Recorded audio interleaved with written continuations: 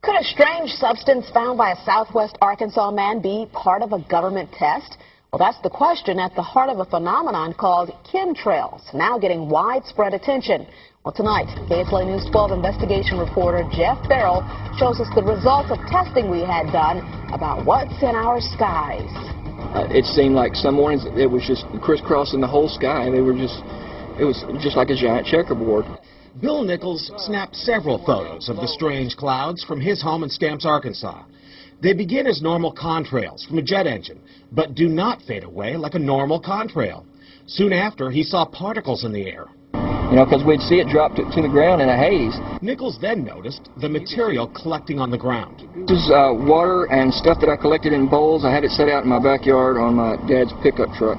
KSLA News 12 had the sample tested at a lab. The results?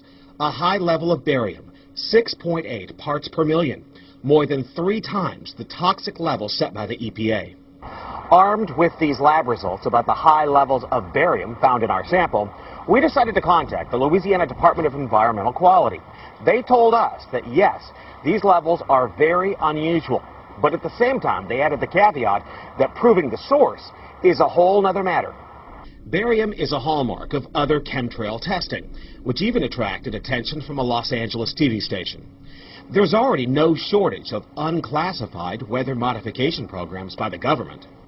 But those who fear chemtrails could be secret biological or chemical testing on the public point to the 1977 Senate hearings in particular, which confirmed 239 populated areas had been contaminated with biological agents between 1949 and 1969.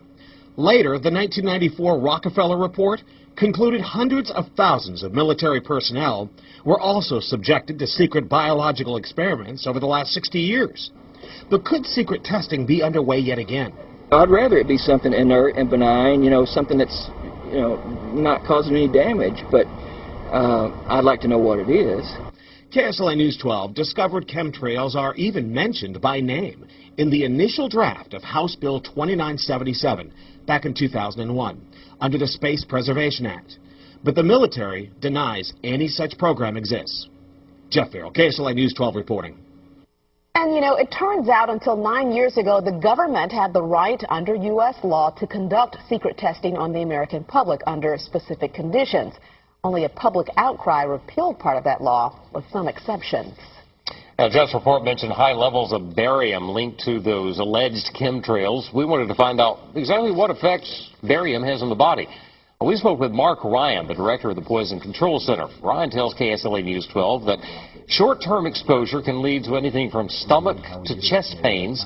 Long-term exposure causes blood pressure problems. Ryan addressed concerns by chemtrail researchers that barium could be meant to wear down a person's immune system.